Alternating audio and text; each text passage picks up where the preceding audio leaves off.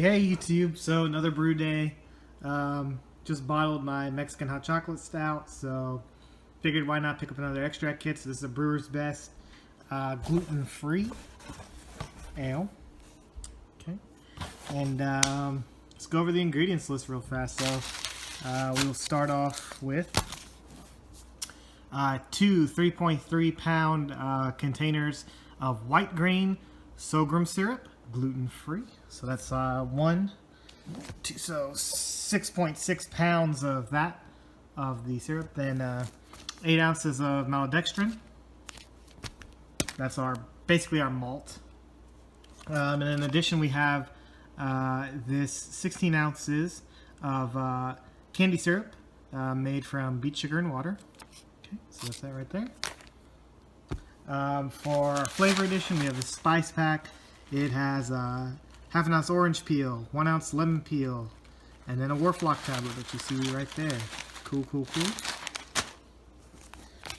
As always, comes with priming sugar. Bottle caps are in there. Don't need to look at them for right now.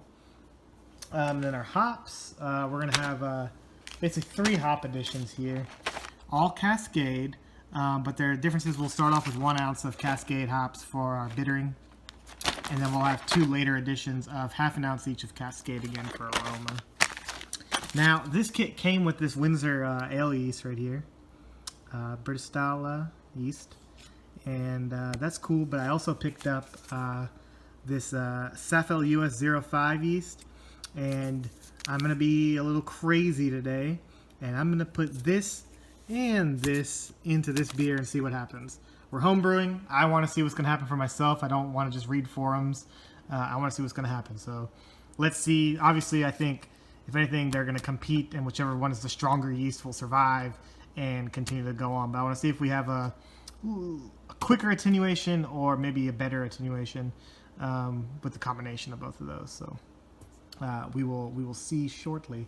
And then, of course, our ingredients list and instructions. Let me walk you through it. Basically, it's pretty simple. Stuff is already sanitizing. Cool, cool, cool. Start a boil. We're going to use 2.5 gallons of water, and we're going to bring it to a boil, and then we're going to add in the sorghum syrup right here, both of these, and then the maltodextrin only, which is this white bag here. This candied syrup will get added later on into the instruction sets. Okay. And if we look right over here in the brew day instructions, so we have that 60-minute of Cascade, 45, then a 15-minute addition of Cascade and the candy syrup, and then we will basically add our last bit of Cascades at the end, and then terminate the boil. So basically 60, 15-minute addition, and then a 0-minute addition of the last Cascade hops. Probably some Irish moss again there too, just to help it be a nice clear beer. I'll show you what I did differently. So this is my new Bayou Classic brew kettle. Comes with the thermometer and the spigot already, and has this is a really nice kettle. Comes with graduations for the water, and so to make best use of it, I'm brewing a 5-gallon batch. So instead of getting 2.5 gallons of water in there to begin with, I said, what the hell, let's fill it to 4.5 gallons, mainly so I can make use of that thermometer bar right there. I'm just going to play around with it. It's just water. Let's see what goes on. So I'm going to get this, oh yeah, stuff is sanitizing. Fermenter is sanitizing. So yeah, without further ado, I'm going to bring all this stuff outside, get the heat on, and then we'll be back at show you something really cool about this Bayou Classic. The thermometer you can get actually has some pretty good temperature indications for us just for brewing. So as the heat's coming on, you see that we're at the chilling area, dough-in, protein rest, starch conversion temperatures, all sorts of stuff, and our steep to convert stuff as well. And of course our boil indicator right here, kind of towards the bottom right. So yeah, I just wanted to bring it out. If you're looking for a new brew kettle, Bayou Classic makes a pretty good one, pretty competitive. It came with everything you need and some instructions, just a burner. You can get like a combination kit with the burner in the pot itself, so yeah. Okay, here we are at the boil.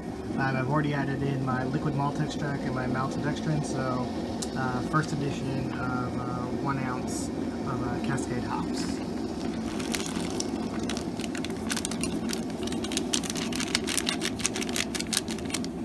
Alright, and there you see that foam as everything expands. So luckily my boil volume is low, but I'm going to have to keep a really good eye on this. And in fact, let me lower the heat. There it is. And we just got to get past this break basically. And then we'll boil for 45 minutes before our next edition. So I'll be here keeping an eye on this. And see you in 45 minutes. Here we are with our 15-minute edition. So I got my second hop edition, half an ounce of Cascade. My spice pack with the Warflock tablet. I added just a little bit of Irish moss. And our Belgian candy syrup. So we're going to let this go for 15 minutes. Add our last bit of Cascade hops. And then we'll... Hey, so I got my 5 gallons, a little shy of 5 gallons right here in the fermenter. I was letting this basically chill out on my patio. So you can see it kind of cold crashed on me a little bit. Not a problem though. I'm just going to shake the heck out of it. We're going to inoculate it with our 2 strains of yeast. Get an airlock on that sucker. And we'll do a hydrometer reading, obviously to measure our starting specific gravity. We'll get the yeast pitched and let this thing ferment away. All right, so give me a second to shake it up. Okay, so here's our refractometer reading. When I looked at it, I'm kind of thinking 1.058. Oops, so yep, we're set to phase. 1.058 is what it's looking like. And taste, definitely I'm getting the bittering from the hops for sure. It's really forward right now, but I'm kind of getting that spice from the spice packet. Definitely like a little zest, a twang. So I don't know. Hopefully the carbonation, hopefully there's the yeast when the alcohols come in there, will open up some more flavor. So again, 1.058. I'm gonna record that on my brewing sheet, and then next we're gonna pitch these. 1.058, kind of on target here with what the instructions say. I can't get over this color. I don't know what the hell. This looks like yeast already, you know. So I'm wondering how this is gonna clear out. Hopefully, when fermentation kicks off, it'll really help it. I tried to shake it up a bit, try to get some more oxygen in it. I'll do a little bit more of a shake when I add in the yeast. I just want to kind of drop the color. This is a very interesting color. So yeah, I'm excited. So basically now, so you remember this Windsor yeast right here, this British yeast was included with the kit, but I'm going to be crazy and add in a little bit of the Safel US05 as well. Hoping this junk doesn't explode. I don't know. Well, to be determined, I guess. I'm playing around with my environment to try to get it nice and cool, better environment for the yeast to get into. So without further ado, let's get this yeast pitched in. I'm gonna put you guys. There you go. Look at my instructions real fast. That'll be helpful. Okay, first in with this Windsor.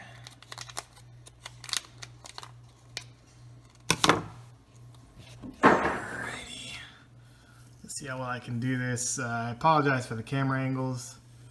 There it goes. The Windsor. Get in there. Okay. You can see it's kind of in the center. Don't worry, we're going to address that. Ugh. And then the Safel as well.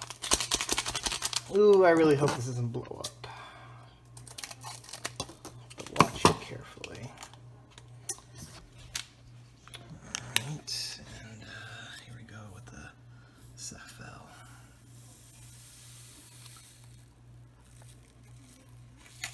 Alright, so yeah, you know what, here, I'll put you here. Go and get a bung on real fast. I've always had my handy dandy bucket of sanitizing solution standing by. Yeah, bung on the carboy here. Alright, and so all I'm really going to do now, the bung's on the carboy, obviously they're not airlock yet. I'm just going to try to shake this around. Nothing too crazy, but as you can see, the yeast is starting to separate. Let's try to shake it left and right. Come on. I'm just trying to get this yeast as hydrated, I guess, for lack of a better term, as possible. That should be fine. When they start doing their thing. Oop, I have a little dry spot there. Ooh, yeah. There you go. Nice and messy. Good.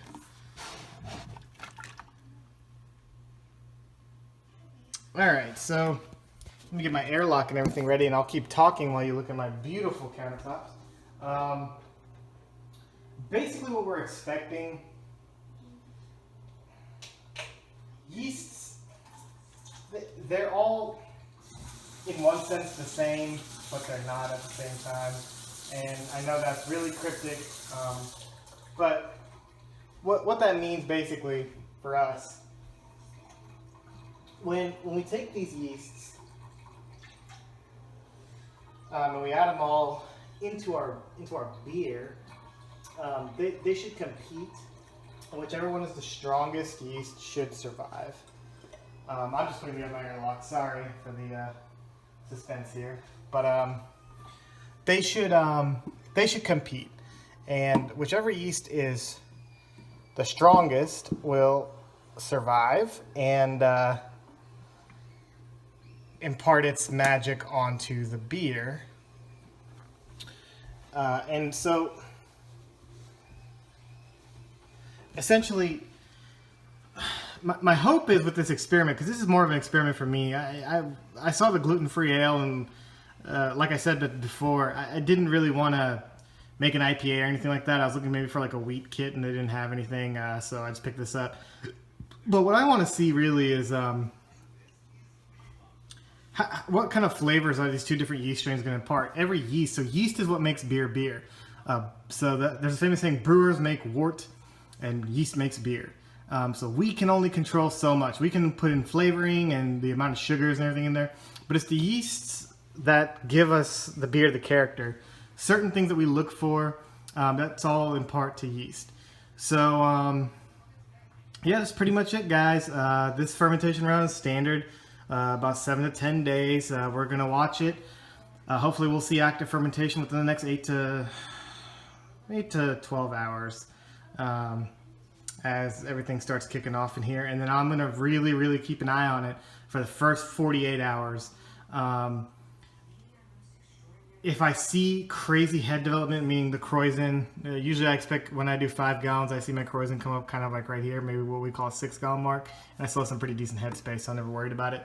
If my kreuzen, for whatever reason, starts to come up here, I'm just going to take the centerpiece of the airlock off the top cap and the centerpiece, and just run a tube basically to a blow off bottle, and I'll just fill that with some Star Sand solution. Try to catch some of that nonsense. Trying to keep stuff clean. The only other thing I'm going to do too, before I put this up, got a little bit of wart on the outside of this. I'm just going to clean it off with some Lysol wipes or something like that. You know, just keep it clean. I don't want it to be sticky, and it won't hurt anything. But yeah, we'll check back here in hopefully about 12 hours, and we'll check up on fermentation. All right, so we're a little over 12 hours, maybe 13, 14 hours in the fermentation. So we see we got some pretty decent fermentation right here. Fairly healthy. Take a look at this top layer of kreuzen. Not quite too thick yet.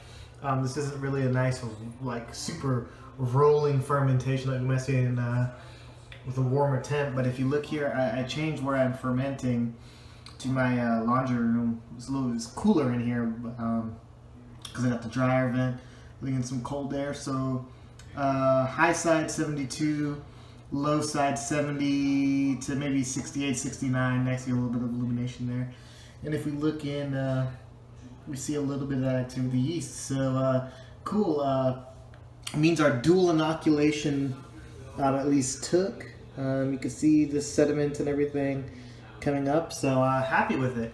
Didn't have any sort of the explosive nightmare that I was worried about isn't seeming to happen, but I'm fine with that. I would rather have a nice, slow, steady fermentation to make the most out of the sugars in my wort, because I want to try to get nice alcohol yield here. I don't want to shoot for anything lower than 4.5 ABV. So let's take a look at it again. I can't get over the color. They said straw colored for this beer, and they weren't lying. So maybe in secondary I'm going to have to play around with some clarification experiments. But so far the inoculation experiment is working out. So yeah. At this point, this kind of wraps up part 1 of the gluten-free ale. Check out part 2 probably in the next 6-7 days, when we'll take a look at where the fermentation is, and we'll have a discussion about moving this into secondary and clarification. All right, thanks for watching, guys.